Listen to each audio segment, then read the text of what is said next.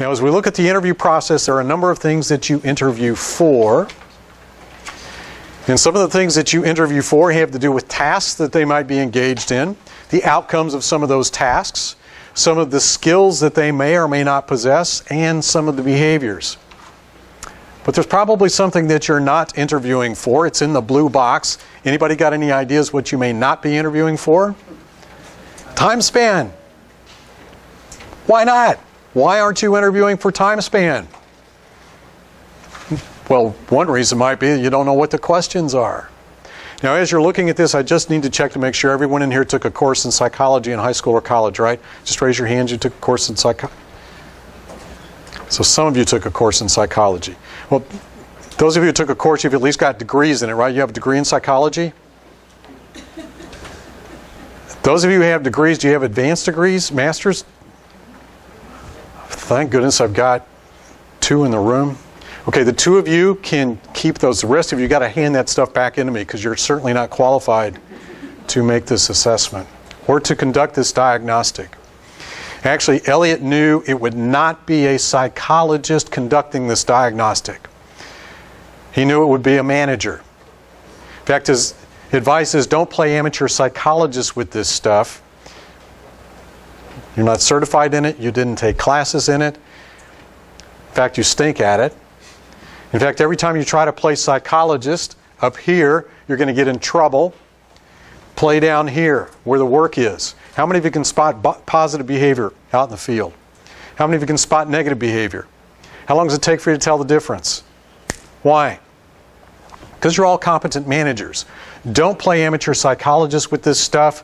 Play to your strengths as a manager. What you have in front of you is a managerial diagnostic, not a psychologically based diagnostic. The easiest way to understand this is to simply inspect the questions. So, Gene, I want to start with you. On the cover, the thing that you're writing on right now, if you could read off the cover question 1. Paul, if you could read question 2. If you could read question 3. Mark, you'll read question 4. We'll just keep going back until we've exhausted all these questions. So here they are. Gene, question 1. Tell me, what is your job title? Paul. Describe generally what you do. Question 3. How are you given work assignments? Question 4. Mark. How often are you given work assignments? Question 5. Joe. When you complete a work assignment, how does your manager know? Jeff. When you complete a work assignment, how do you know what to work on next? Greg. Does anyone review or inspect your work? Sid. How often is your work reviewed or inspected? Let's move over to Kevin. Are you permitted or directed to continue on additional work for your current work has been reviewed? Steve Gorman. You work on multiple assignments simultaneously. Do you have to be a psychologist to understand the responses to these 10 questions? This is a managerial-based diagnostic. What is it all about? It's all about the work. It's always about the work. As long as you focus on the work, you will stand on firm ground. We're going to use one of these interviews in an exercise that I call Reader's Theater. So I need 2 volunteers, one from this side of the room and one from this side of the room. One of you will play the role of Ringo, the other one will play the role of the interviewer in this exercise. So I need 2 volunteers quickly. All right, so you're going to volunteer your first name? Paula. Paula. So Paula, you're going to be, you want to be Ringo or you want to be the interviewer? I'll be the interviewer. Okay, so be the interviewer. I need someone on this side of the room to be our friend Ringo. Anybody can volunteer on this side of the room. And your name? Asbel. So Asbel, you're going to play the role of Ringo. I just want you to know that the English accent is optional. Okay?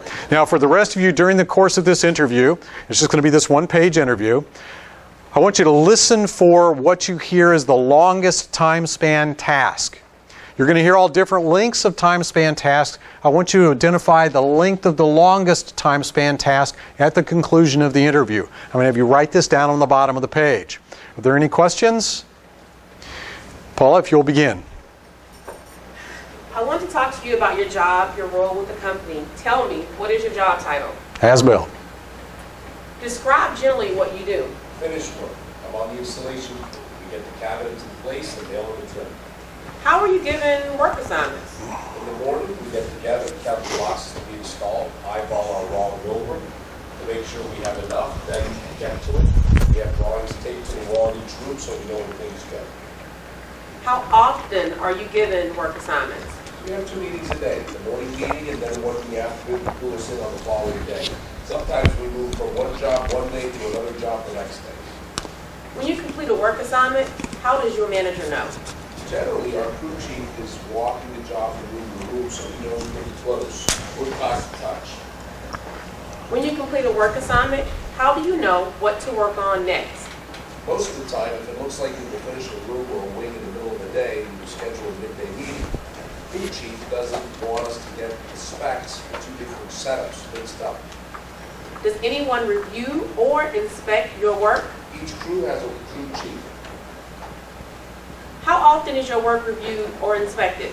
Our crew chief seems to constantly inspect, comes behind, verifies the measurements, looks at the finished work. He doesn't want us to get too far ahead in case we have to come back and fix something. Are you permitted or directed to continue on additional work before your current work has been reviewed?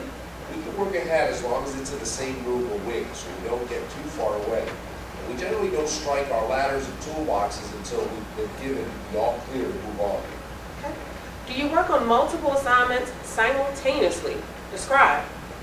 We could work on installing cabinets and do trim work during the same morning. It has more to do with proximity than anything else. All right, please identify what you heard as the length of the longest time span task. Write that down at the bottom of the page. Put your pen down when you're done so I know that you're done. 1 day, 1 day, 2 days back in the back. So we got 1 day and 2 days. 2 days over here, half a day.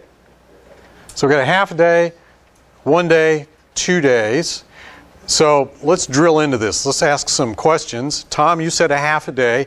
What did you hear during the course of the interview that led you to half day? 2 meetings. Yes, sometimes if they're going to schedule a job, they'll schedule another meeting. Okay. Who said 1 day? Who was the first person to say? Joe, what did you hear that led you to 1 day? So that they meet once a day to coordinate the next jobs. Okay. Or they show up in the morning and eyeball their raw mill work and make sure they got enough for the day. I think it's only a couple hours. You think it's less than even a half a day? Okay. And what led you to that conclusion? Because the guy's boss coming from behind, verifying measurements, looking at the finished work all day long. Okay. Who said 2 days? You said 2 days. Dawn, what did you hear that led you to 2 days? They'll discuss work for the next day. Okay, so I'm working on today's work, but we have a meeting where we're talking about tomorrow's work. And see, tomorrow's work, there's a different setup. I may need to bring different tools. I may need to wear my steel-toed shoes. So I'm thinking about tomorrow while I'm still working on today.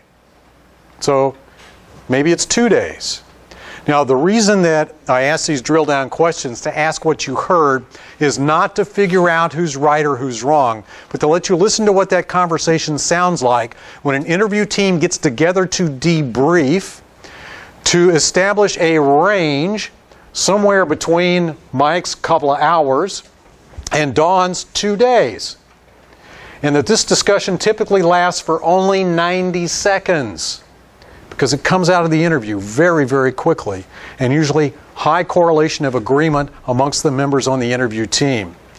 Now, if this person, or if this level of work is within the acceptable level of work of the role that we have, and Ringo also has the experience, the certifications, the skills, and heck, he even owns his own hammer. So we give him a job, send him through orientation and training. Now, first day on site, where he's actually going to do some work, there are many things that we could give him to do. By the way, do we want him to succeed or fail? We want him to succeed. So what's the length of the time span task assignment that we'll give him first day on the job? Something that is shorter than Mike's couple of hours, or something that's longer than Dawn's 2 days? Shorter than Mike's 2 hours. Because we want him to be successful. Now, if he is successful, then what will we give him to do? Something a little bit longer. So we're going to continue to give him longer and longer time span task assignments until what happens? Till he fails. Now, did I say to give him a raise? Did I say to give him a promotion? Did I say to give him the corner office? Because if you've done any of those things and he failed, what would be your alternatives? You've either got to fire him or demote him, in which case he's probably going to quit. So what do you do with him when he fails? You put him right back to where he was successful before. So the diagnostic interview that you have in front of you gives you a range, but the accuracy of this comes through a testing process. You want to know how to test for applied capability moving to maximum capability? It's project work. You do not give people a promotion, you give them project work. Project work that contains time span task assignments that are identical or similar to what they would have in their new role. So from now on, nobody in your company gets a promotion. They earn a promotion by demonstrating effectiveness in the role before they get into the role. What do we do with Ringo 3 months later?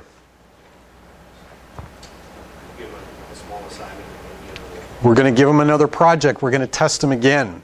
In fact, as long as Ringo works for us, we will continue to test him all the way up to his maximum level of capability. Not above it, not below it, but trying to go for this match. The closer we get to this match, what happens to job satisfaction? Does it go up or down? Do you have to hire a motivational speaker? No, this stuff happens automatically and almost overnight.